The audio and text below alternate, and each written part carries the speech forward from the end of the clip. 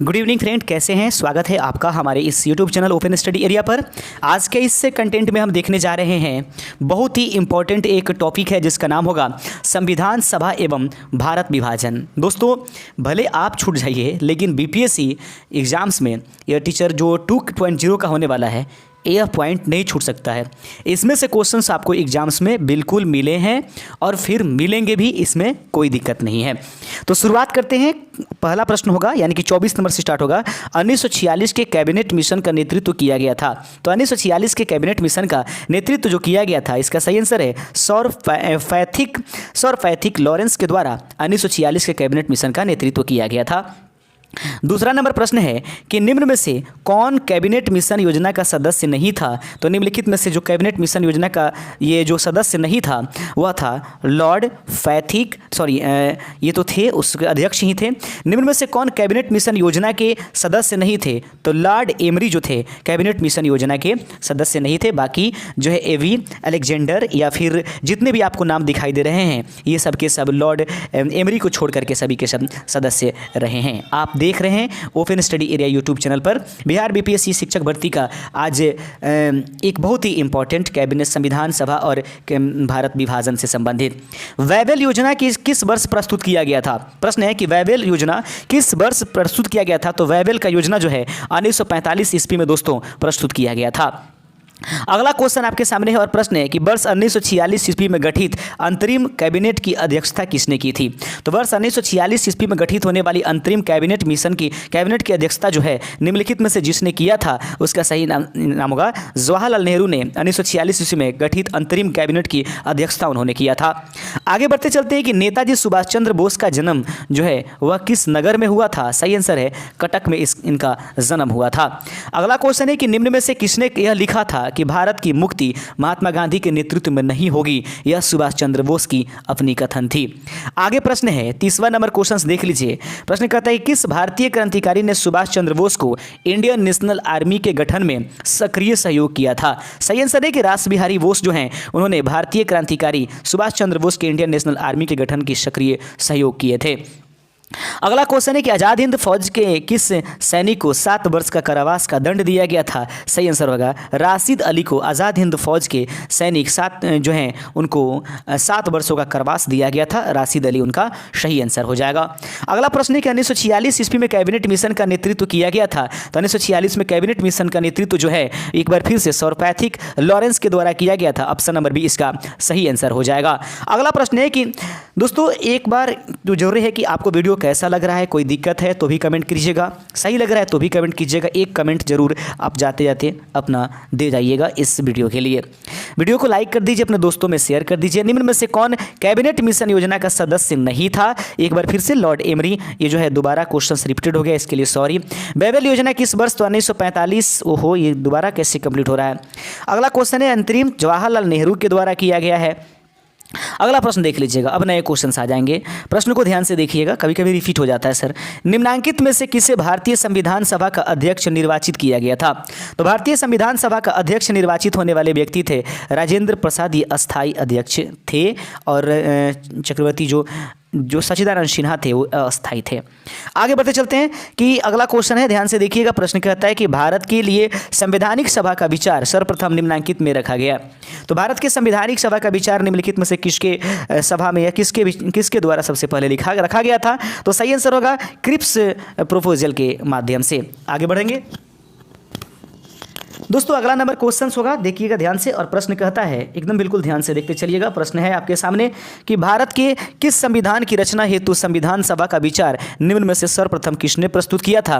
तो याद रखेंगे भारत के लिए संविधान की रचना हेतु संविधान सभा का विचार सबसे पहले जो प्रस्तुत किया गया है वह सही आंसर है स्वराज पार्टी के द्वारा 1924 ईस्वी में सबसे पहले भारत की संविधान सभा के लिए या संविधान के लिए संविधान सभा का उनकी बातें दिमाग में आई थी। याद रखिए क्वेश्चन अगला है कि स्वतंत्र भारत के लिए संविधान की रचना हेतु संविधान सभा का विचार निम्न में से किसने प्रस्तुत किया। तो संविधान सभा का विचार जो है सबसे पहले प्रस्तुत करने वाले जो चीज़ें हैं वो कांग्रेस पार्टी ने सन 1936 ईस्वी में संविधान की रचना हेतु संविधान सभा का विचार इनके दिमाग में आया हुआ था। सबसे पहले कांग्रेस पार्टी ने 1936 ईस्वी में इन्होंने अपनी बातें रखी थी। अगला प्रश्न आप लोग देख लीजिएगा, प्रश्न आपके सामने है और प्रश्न को गौर से देखिए दोस्तों। प्रश्न कहता है 1946 से 47 की अंतरिम सरकार में वायसराय काउंसिल का उप सभापति निम्नलिखित में से कौन था? बहुत इंपॉर्टेंट क्वेश्चन है, प्रश्न एक बार फिर से दोहरा लेते हैं दोस्तों। प्रश्न कहता है कि 1946 से 47 की अंतरिम सरकार में वायसराय के काउंसिल का उप सभापति कौन बना था? सही आंसर है जवाहरलाल नेहरू को बनाया गया था। आगे बढ़ते चलते हैं, अगला नंबर क्वेश्चन है, ध्यान से देखिएगा, 41 नंबर क्वेश्चन होगा। प्रश्न कहता है, ध्यान से थोड़ा सा नीचे कर लेते हैं इसको। प्रश्न कहता है कि जवाहरलाल नेहरू की अध्यक्षता में गठित अंतरिम सरकार में उनकी पदवी कौन सी थी? तो ये निम्नलिखित में से क्या थे? तो याद रखिएगा, भारत के उपाध्यक्ष अथवा उपराष्ट्रपति के रूप में। तो जवाहरलाल नेहरू जो थे, उनके जवाहरलाल नेहरू की अध्यक्षता में गठित हुई अंतरिम सरकार में उनकी पदवी क्या थी? वे किस स्थान पर थे? तो भारत की तरफ से उपाध्यक्ष अथवा उपराष्ट्रपति के रूप में उन्होंने अपना पद हासिल किया था जब अंग्रेज इसमें शामिल थे। अगला प्रश्न देख लेंगे। अगला प्रश्न कहता है, और गौर से देखिएगा इस प्रश्न को। प्रश्न क्या है दोस्तों कि कैबिनेट मिशन के भारत आगमन के समय भारतीय राष्ट्रीय कांग्रेस का अध्यक्ष कौन था? तो कैबिनेट मिशन के भारत आगमन के समय भारतीय राष्ट्रीय कांग्रेस के जो अध्यक्ष थे वे सही आंसर है मौलाना अबुल कलाम आज़ाद। याद रखेंगे, कैबिनेट मिशन के भारत आगमन के समय भारतीय राष्ट्रीय कांग्रेस के अध्यक्ष थे मौलाना अबुल कलाम आज़ाद। अगला क्वेश्चन है दोस्तों, ध्यान से देखिए। प्रश्न कहता है 43 नंबर प्रश्न है कि निम्नलिखित में से कौन भारतीय संविधान की संविदा समिति का सदस्य नहीं था? निम्नलिखित में से कौन भारतीय संविधान की संविदा समिति का सदस्य नहीं था? इसका राइट आंसर हो जाएगा option number D, MSN Mukherjee. तो निम्नलिखित में से कौन भारतीय संविधान की संविदा समिति का सदस्य नहीं था? MSN मुखर्जी इसका सही आंसर हो जाएगा। 44 नंबर क्वेश्चन इसके सामने है कि कैबिनेट मिशन ने क्या सिफारिश की थी? तो निम्नलिखित में से कैबिनेट मिशन ने जो सिफारिश किया था, एक अंतरिम सरकार, राष्ट्रीय सरकार की, केंद्र में एक संघीय सरकार की और वायसराय की कार्यकारी परिषद का पुनर्गठन किया जाए। ये उपरोक्त में से सभी के लिए उन्होंने, तो कैबिनेट मिशन ने क्या सिफारिश किया था? तो इन सभी का उन्होंने सिफारिश किया था। 45 नंबर क्वेश्चन आपके सामने है और प्रश्न 45 नंबर देख लेते हैं। बहुत ही खूबसूरत प्रश्न है और प्रश्न कहता है कि जवाहरलाल नेहरू के अधीन एक अंतरिम सरकार का गठन कब हुआ था? तो जवाहरलाल नेहरू के अधीन अंतरिम सरकार की गठन सितंबर 1946 ईस्वी में हुआ था। आगे बढ़ेंगे, अगला नंबर क्वेश्चन है। प्रश्न कहता है कि निम्नलिखित में से कौन सितंबर यानी कि 2 सितंबर 1946 को गठित अंतरिम सरकार में मंत्री नहीं थे? तो अंतरिम सरकार में जो मंत्री नहीं थे, अबुल कलाम आज़ाद जो हैं, उन मंत्री पद पर उपस्थित नहीं थे। अगला क्वेश्चन आपके सामने है और प्रश्न है कि निम्नलिखित में से कौन अंतरिम सरकार का सदस्य नहीं था? तो याद रखेंगे, BR अम्बेडकर भी जो थे वे अंतरिम सरकार के सदस्य नहीं थे। अगला क्वेश्चन है, निम्नलिखित में से कौन अगस्त 1946 ईस्वी में गठित प्रथम अंतरिम राष्ट्रीय सरकार का सदस्य नहीं था? सही आंसर होगा डॉक्टर S राधाकृष्णन जो हैं वे अगस्त 1946 में गठित प्रथम अंतरिम राष्ट्रीय सरकार का सदस्य नहीं थे। अगला प्रश्न आपके सामने है। प्रश्न कहता है कि 1946 ईस्वी में बनी अंतरिम सरकार ईस्वी में डॉक्टर राजेंद्र प्रसाद के पास कौन सा पद था? इसी साल क्वेश्चन पूछा गया है। इसी साल जो 9 to 10 का जो आपका BPSC का टीचर का एग्जाम्स था, उसमें यह सामान्य विज्ञान के क्वेश्चन, सामान्य ज्ञान के क्वेश्चन में प्रश्न था मैथ वाले सेट में। याद रखेंगे, 1946 में बनी अंतरिम सरकार में डॉक्टर राजेंद्र प्रसाद के पास कौन सा जो है पद था? वह खाद्य तथा कृषि का। तो दोस्तों याद रखिएगा, ये सेट तो आपको बिल्कुल जया नहीं करेंगे, इससे तो क्वेश्चन से एकदम बनेगा चाहे आप कुछ भी कर लें। निम्नलिखित में से कौन भारतीय संविधान की पांडुलेखन समिति का अध्यक्ष था? तो निम्नलिखित में से कौन भारतीय संविधान के पांडुलेखन का अध्यक्ष थे? JL Nehru, Jawaharlal Nehru, BR Ambedkar. निम्नलिखित में से कौन भारतीय संविधान की पांडुलेखन समिति के अध्यक्ष थे? BR अम्बेडकर इसका सही आंसर हो जाएगा।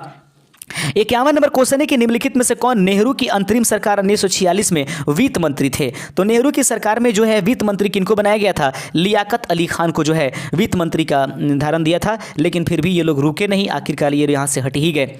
जब 1946 ईस्वी में भारतीय मुस्लिम लीग की अंतरिम सरकार में सम्मिलित किया गया तब लियाकत अली खान को कौन सा विभाग दिया गया था? सही आंसर है कि उनको वित्त मंत्रालय दिया गया था, फिर भी ये छोड़ करके हट गए। याद रख लीजिएगा, उन लोगों के दिमाग में ही बैठ गया था कि हमको अलग होना है। अंतरिम सरकार 1946 में रेल मंत्रालय का कार्य कौन था? तो मंत्रिम सरकार में जो रेल मंत्रालय था वो आसफ अली के पास था। ऑप्शन नंबर सी इसका सही आंसर है। ये भी क्वेश्चन आया हुआ था। याद रखेंगे, कैबिनेट मिशन भारत कब आया था? तो कैबिनेट मिशन भारत जो है 1946 ईस्वी में आया था। दोस्तों ऑप्शन नंबर ए इसका राइट आंसर हो जाएगा। अगला प्रश्न आपके सामने है। प्रश्न कहता है कि कांग्रेस के निम्नलिखित नेताओं में से कौन एक पूर्ण रूप से कैबिनेट मिशन योजना के पक्ष में था? प्रश्न आपके सामने है। आप देख रहे हो open study area YouTube channel. यदि हमारे चैनल पर नए हैं तो प्लीज़ कहना नहीं पड़े, चैनल को जरूर सब्सक्राइब कर दीजिएगा, क्योंकि आने वाले 1 महीने में इतने वीडियोस हम आपको उपलब्ध करा देंगे और daily by daily 30 minute 20 minute आप हमारे साथ पढ़िए और 100% आपका जो है एग्जाम से निकल जाएगा। कांग्रेस के निम्नलिखित नेताओं में से कौन एक पूर्ण रूप से कैबिनेट मिशन योजना के पक्ष में था? सही आंसर है ऑप्शन नंबर सी, महात्मा गांधी जी। आगे बढ़ते हैं, 56 नंबर क्वेश्चन आपके सामने है और प्रश्न है कि कांग्रेस के निम्नलिखित नेताओं में से कौन एक कैबिनेट मिशन योजना के पक्ष में पूरी तरह से था? सही आंसर हो जाएगा एक बार फिर से महात्मा गांधी जो है। तो कांग्रेस के निम्नलिखित नेताओं में से कौन एक कैबिनेट मिशन योजना के पक्ष में पूरी तरीके से थे? महात्मा गांधी। 57 नंबर क्वेश्चन है कि निम्नलिखित में से किसने 1939 ईस्वी में यह घोषणा की थी कि सांप्रदायिक एवं अन्य समस्याओं के न्यायसंगत समाधान का एकमात्र तरीका संविधान सभा ही है? तो निम्नलिखित में से किसने 1939 में यह घोषणा की थी कि सांप्रदायिक एवं अन्य समस्याओं के न्यायसंगत समाधान का एकमात्र तरीका सिर्फ संविधान सभा ही हो सकता है? सही आंसर है महात्मा गांधी ने इसकी सिफारिश किया था। अगला क्वेश्चन आपके सामने कि अगस्त 1947 ईस्वी में स्वतंत्रता दिवस के समारोह में निम्नलिखित में से कौन नेता कहीं भी सम्मिलित नहीं था? सही आंसर हो जाएगा कि महात्मा गांधी कहीं भी सम्मिलित नहीं थे, वे जो है इससे संतुष्ट नहीं थे। आगे बढ़ते चलते हैं, मेरा अंतिम उद्देश्य प्रत्येक व्यक्ति की आंख से आंसू पोंछना होगा, यह कथन निम्न में से किस नेता का है? तो जवाहरलाल नेहरू ने यह अपने प्रधानमंत्री बनते समय यह बात इन्होंने कहा था कि मेरी अंतिम उद्देश्य प्रत्येक व्यक्ति की आंख से आंसू पोंछना होगा, ये जवाहरलाल नेहरू का कथन था। 60 नंबर क्वेश्चन है कि भारत की स्वाधीनता के समय महात्मा गांधी, तो भारत की स्वाधीनता के समय महात्मा गांधी क्या थे? कांग्रेस के सदस्य नहीं थे, कांग्रेस कार्यकारिणी समिति के सदस्य थे, कांग्रेस के अध्यक्ष थे और कांग्रेस के महासचिव थे। तो वो सदस्य थे ही नहीं। जो भारत स्वाधीन हुआ, भारत जब स्वतंत्र हुआ तो उन्होंने कांग्रेस की सदस्यता छोड़ दी थी, कांग्रेस के सदस्य वो नहीं थे। आगे बढ़ते चलते हैं, अगला नंबर क्वेश्चन है 61 नंबर की, भारत के विभाजन के विकल्प के रूप में गांधी जी ने माउंट बेटन को सुझाया था। तो भारत के विभाजन के विकल्प के रूप में गांधी जी ने माउंट बेटन को क्या सुझाव दिया था? कि जीना को सरकार बनाने के लिए आमंत्रित करें। तो महात्मा गांधी का ये विचार था, याद रखेंगे, भारत के विभाजन के विकल्प के रूप में गांधी जी ने माउंट बेटन को सुझाया था। वो नहीं चाहते थे कि जो है भारत का विभाजन किया जाए, इसलिए उन्होंने कहा था माउंट बेटन योजना से कि हो सके तो जीना को ही सरकार के लिए आमंत्रित कर दीजिए, लेकिन भारत को विभाजित मत कीजिए। आगे बढ़ते चलते हैं, 62 नंबर क्वेश्चन है कि ब्रिटिश सरकार ने किस तिथि को भारत को पूर्ण स्वशासन देने की घोषणा की थी? ब्रिटिश सरकार ने किस तिथि को भारत को पूर्ण स्वशासन देने की, यानी कि पूर्ण जो है स्वतंत्रता देने की बात कही थी? सही आंसर है 30 जून 1948 ईस्वी को कहा था कि हम भारत को स्वतंत्र कर देंगे। मस्ट इंपॉर्टेंट क्वेश्चन है कि ब्रिटिश सरकार ने किस तिथि को भारत को पूर्ण स्वशासन देने की घोषणा किया था? 30 जून 1948 ईस्वी को भारत को उसने स्वतंत्र करने की बात कही थी। 30 जनवरी 1948 ईस्वी को रेडियो पर किसने कहा था राष्ट्रपिता अब नहीं रहे? तो याद रखेंगे 30 जनवरी 1948 ईस्वी को रेडियो प्रसारण में आया कि अब राष्ट्रपति जो है राष्ट्रपिता महात्मा गांधी अब नहीं रहे। तो ये जवाहरलाल नेहरू ने रेडियो पर इसकी घोषणा की थी। याद रखेंगे 30 जनवरी को जब उनकी शहादत हुई थी। अगला क्वेश्चन है कि जून 1800, देखेंगे ध्यान से, प्रश्न है दोस्तों, प्रश्न कहता है, एकदम बिल्कुल गौर से देखते चलिएगा। प्रश्न कहता है कि 14 जून 1947 को कांग्रेस के दिल्ली अधिवेशन में भारत के विभाजन का प्रस्ताव स्वीकृत हुआ। इस अधिवेशन के अध्यक्ष कौन थे? तो 14 जून 1947 को कांग्रेस के दिल्ली अधिवेशन में भारत के विभाजन का प्रस्ताव स्वीकृत किया गया। इस अधिवेशन का अध्यक्षता किसने किया था? आचार्य JV कृपलानी। कहने का मतलब ये हुआ कि भारत का गवर्नर, राष्ट्रीय कांग्रेस का गवर्नर कौन था जब भारत आज़ाद हुआ? ऐसा भी क्वेश्चन पूछा जाए तो आप आचार्य JV कृपलानी कहिएगा, क्योंकि उन्हीं के समय में भारत का विभाजन हुआ था, अर्थात भारत का जो है आपका स्वतंत्रता भी मिली थी। जब भारत स्वतंत्र हुआ उस समय कांग्रेस के अध्यक्ष कौन थे? आ ही गया क्वेश्चन, JV कृपलानी इसका सही आंसर हो जाएगा। अगला प्रश्न है, गांधी जी के मृत्यु पर किसने कहा था कि हमारे जीवन से प्रकाश चला गया? याद रखेंगे ऑप्शन नंबर डी इसका सही आंसर है। जवाहरलाल नेहरू ने ही कहा था कि हमारे जीवन से प्रकाश चला गया जब गांधी जी की डेथ हुई थी। लॉर्ड माउंटबेटन वायसराय के रूप में भारत कब आए थे? तो लॉर्ड माउंटबेटन भारत में जो है वायसराय के रूप में कब आए थे? यथासंभव भारत को संयुक्त रखने की विशेष हिदायत के साथ। तो लॉर्ड माउंटबेटन जो हैं वे चाहते थे कि भारत को संयुक्त रखा जाए, इस हिदायत के साथ वे भारत में आए, लेकिन ऐसा कुछ नहीं हुआ, भारत अंततः विभाजित हुआ। अगला क्वेश्चन आप लोग देखेंगे, प्रश्न कहता है दोस्तों कि भारत के विभाजन का बाल्कन प्लान उपज था। तो भारत का जो विभाजन का बाल्कन प्लान है वो कहाँ से उपज माना जाता है? तो इसका सही आंसर हो जाएगा option number C, lord Mountbatten के मस्तिष्क से जो है भारत के विभाजन का यह विभाजन का बाल्कन प्लान आता है, वो लॉर्ड माउंटबेटन योजना के माध्यम से। आगे प्रश्न देख लेंगे, 69 नंबर क्वेश्चन आपके सामने है कि भारत के विभाजन को टालने का अंतिम अवसर समाप्त हो गया था। तो भारत के विभाजन को टालने कि अंतिम अवसर किस तारीख को या किस योजना के तहत ये जो है समाप्त हो गया था, तो कैबिनेट मिशन को अस्वीकार करने के साथ ही, यानी कैबिनेट मिशन की अस्वीकार करने के बाद ही अब जो है भारत के विभाजन को टाला आगे नहीं जा सकता था, इसके अवसर समाप्त हो गए थे। अगला क्वेश्चन है कि भारत के विभाजन के संबंधित माउंटबेटन योजना की सरकारी तौर पर घोषणा कब हुई थी? भारत के विभाजन से संबंधित माउंटबेटन योजना की सरकारी तौर पर घोषणा कब किया गया था? सही आंसर ऑप्शन नंबर डी हो जाएगा, 3 जून 1947 ईस्वी को भारत के विभाजन से संबंधित माउंटबेटन योजना की सरकारी तौर पर घोषणा हुई थी। 3 जून 1947, बिल्कुल याद रखिएगा, 3 जून 1947 जो है ये डेट एकदम याद रखिएगा। आगे क्वेश्चन है, भारत के विभाजन के संदर्भ में 1947 में नियुक्त सीमा आयोग की अध्यक्षता किसने की थी? तो भारत के विभाजन के संदर्भ में 1947 ईस्वी में नियुक्त होने वाली सीमा आयोग की अध्यक्षता निम्नलिखित में से किसने किया था? रेड क्लिफ ने जो है सीमा आयोग का अध्यक्षता किया था। आगे बढ़ते चलते हैं, अगला क्वेश्चन है, भारतीय स्वतंत्रता अधिनियम 1947 निम्नांकित दिन प्रभावित हुआ। तो भारतीय स्वतंत्रता अधिनियम 1947 किस दिन को प्रभावी हुआ? राइट आंसर है 15 अगस्त 1947 को। तो भारतीय स्वतंत्रता अधिनियम 1947 जो है दोस्तों 15 अगस्त 1947 को जो है प्रभावी हो गया। दिन था शुक्रवार का। भारत व पाकिस्तान के बीच 1950 में नेहरू लियाकत समझौता किस मुद्दे के हल के लिए हस्ताक्षरित किया गया था? तो भारत व पाकिस्तान के बीच 1950 ईस्वी में नेहरू तथा लियाकत के बीच में समझौता हुआ, वह किस मुद्दे के हल के लिए हस्ताक्षरित किया गया था? सही आंसर है अल्पसंख्यकों की सुरक्षा के लिए जो है मुद्दे पर ये जो है बैठकें हुई थी। आगे है 74 नंबर क्वेश्चन, अखिल भारतीय कांग्रेस की 14 जून 1947 ईस्वी को संपन्न हुई बैठक में भारत विभाजन के विपक्ष में किसने मतदान किया था? प्रश्न है कि अखिल भारतीय कांग्रेस की 14 जून 1947 ईस्वी को संपन्न हुई बैठक में भारत विभाजन के विपक्ष में किसने जो है मतदान किया था? खान अब्दुल गफ्फार खान ने इसके विपक्ष में मत दिया था कि नहीं, ऐसा नहीं होना चाहिए। आगे प्रश्न है, माउंटबेटन योजना का आधार बनी, माउंट योजना आधार किसकी बनी हुई है? सही आंसर है देश के विभाजन की। माउंटबेटन योजना जो है देश के विभाजन की आधार बन गई थी। आगे क्वेश्चन है आपके सामने और क्वेश्चन नंबर देख लेंगे। अगला क्वेश्चन बिल्कुल ध्यान से, भारतीय स्वतंत्रता अधिनियम the Indian independence act British संसद द्वारा पारित किया गया। प्रश्न आपके सामने है, एक बार फिर से दोहरा देते हैं, भारतीय स्वतंत्रता अधिनियम जिसको ब्रिटिश संसद द्वारा पारित किया गया था, इसका सही आंसर हो जाएगा जुलाई 1947 ईस्वी, इसका सही आंसर हो जाएगा। अगला क्वेश्चन आपके सामने है कि ब्रिटिश सरकार ने जून 1948 तक भारत छोड़ने की घोषणा की थी। प्रश्न आपके सामने है, ब्रिटिश सरकार ने जून 1948 तक भारत छोड़ने की घोषणा की थी। सही आंसर है फरवरी 1947 ईस्वी में। ब्रिटिश सरकार ने जून 1948 तक भारत छोड़ने की घोषणा कब की थी? सही आंसर है फरवरी 1947 ईस्वी में। आगे प्रश्न आपके सामने 78 नंबर क्वेश्चन है कि भारतीय स्वतंत्रता विधेयक को राजकीय स्वीकृति प्राप्त हुई थी। तो भारतीय स्वतंत्रता विधेयक को राजकीय स्वीकृति कब प्राप्त की गई थी? सही आंसर है 18 जुलाई 1947 ईस्वी को प्राप्त की गई थी। 79 नंबर क्वेश्चन है कि भारत में 15 अगस्त 1947 के पश्चात किस औपनिवेशिक शक्ति के विरुद्ध स्वाधीनता संघर्ष जारी रखना पड़ा था? भारत में 15 अगस्त 1947 के पश्चात भी किस औपनिवेशिक शक्ति के विरुद्ध स्वाधीनता संघर्ष जारी रखना पड़ा था? ऑप्शन नंबर डी इसका सही आंसर है पुर्तगीज के लिए। आगे बढ़ते चलते हैं। अगला क्वेश्चन है, प्रश्न है कि कौन सी योजना भारतीय स्वतंत्रता का आधार बनी? तो याद रखेंगे माउंटबेटन योजना जो है भारतीय स्वतंत्रता की क्या बनी है? आधार बनी हुई है। आगे प्रश्न है कि ब्रिटिश सरकार भारत के विभाजन के लिए उत्तरदायी नहीं है, उपर्युक्त कथन किसका श्रेय किसको जाता है?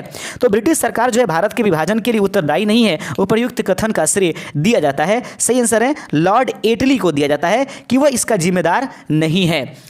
आगे प्रश्न है कि भारतीयों को वर्ष 1947 में सार्वभौम सत्ता सौंपने की योजना निम्न में से किस नाम से जानी गई है?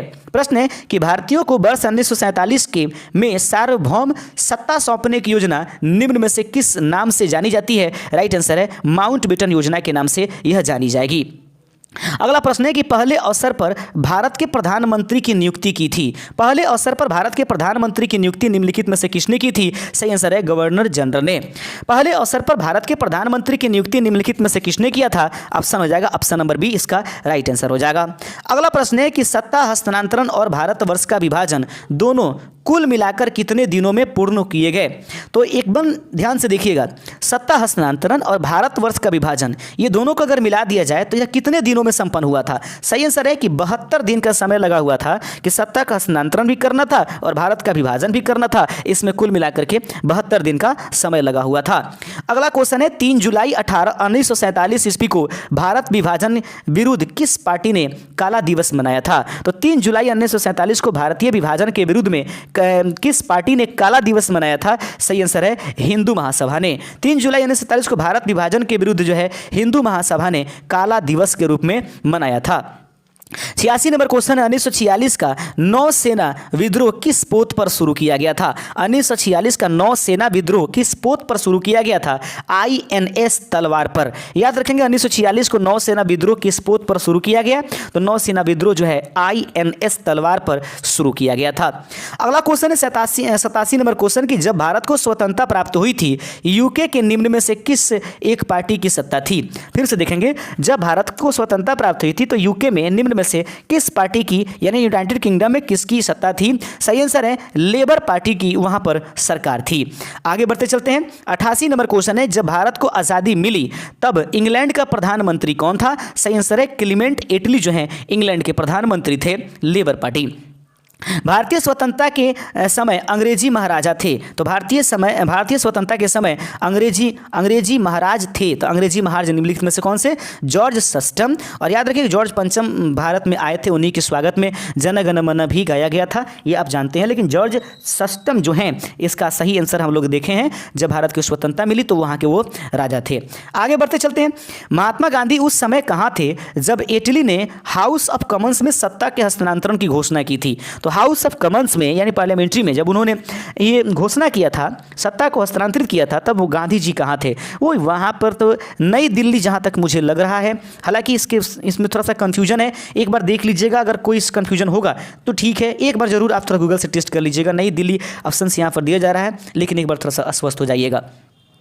अगला क्वेश्चन आपके सामने है कि किसने यह घोषणा की थी कि ब्रिटिश साम्राज्य के समापन की अध्यक्षता करने के लिए सम्राट के प्रथम मंत्री बने थे? क्योंकि हम एक जगह कोलकाता भी इसके संबंध में कुछ पढ़े थे, हम भी इसको स्वस्थ हो जाएंगे, लेकिन वीडियो अब रिकॉर्ड हो चुका है।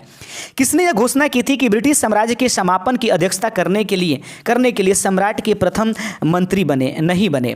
फिर से दोहरा लेते हैं प्रश्न को, थोड़ा सा मजबूत क्वेश्चन है। किसने यह घोषणा की थी कि ब्रिटिश साम्राज्य के समापन की अध्यक्षता करने के लिए सम्राट के प्रथम मंत्री नहीं बने हैं? सही आंसर है चर्चिल ने यह घोषणा किया था। 92 नंबर क्वेश्चन आपके सामने है, प्रश्न कहता है कि निम्नलिखित में से किसने भारतीय स्वाधीनता विधेयक को ब्रिटिश संसदीय बहस में एक बिना युद्ध के शांति समझौता कहा था? निम्नलिखित में से किसने भारतीय स्वाधीनता विधेयक को ब्रिटिश संसदीय बहस में एक बिना युद्ध के शांति समझौता कहा था? फिर से मिला लेंगे, निम्नलिखित में से किसने भारतीय स्वाधीनता विधेयक को ब्रिटिश संसदीय बहस में एक बिना युद्ध के शांति समझौता कहा था? सही आंसर है हर्बर्ट सैमुअल ने यह बात कही थी। अगला क्वेश्चन है कि भारत विभाजन के समय विभाजन काउंसिल की अध्यक्षता कौन था? तो भारत विभाजन के समय विभाजन काउंसिल का अध्यक्ष जो था लॉर्ड माउंटबेटन था। ऑप्शन नंबर सी का सही आंसर हो जाएगा। 94 नंबर क्वेश्चन है कि भारत और पाकिस्तान के बीच 1950 में नेहरू लियाकत पैक्ट पर हस्ताक्षर निम्नलिखित में से किस मुद्दे पर समाधान के लिए किया गया? सही आंसर है अल्पसंख्यकों के संरक्षण पर। यह दोबारा रिपीट हो गया। 95 नंबर क्वेश्चन आपके सामने है कि 15 अगस्त 1947 को भारत का कौन सा भाग पुर्तगाल के अधीन बना रहा? तो 15 अगस्त 1947 के बाद भारत का कौन सा भाग पुर्तगाल के अधीन बना हुआ था? सही आंसर है गोवा जो है पुर्तगाल के अभी हाथ में ही था। अगला नंबर क्वेश्चन है कि रेड क्लिफ समिति किस लिए नियुक्त की गई थी? तो याद रखेंगे रेड क्लिफ जो समिति है वो भारत और पाकिस्तान के बीच सीमाओं के निर्धारण के लिए जो है नियुक्त की गई थी। यही कारण है कि भारत और पाकिस्तान के बीच में उपस्थित रहने वाली सीमा रेखा को रेड क्लिफ सीमा रेखा के नाम से जानते हैं। दोस्तों हमारा वीडियो कैसा लगा, और यदि चैनल पर नए हो चैनल को सब्सक्राइब कर दीजिएगा और वीडियो को लाइक कर दीजिए, और आने वाले दिन में लगातार हमारे साथ जुड़े रहिएगा। आपका कल्याण जरूर होगा। शुक्रिया। जय हिंद।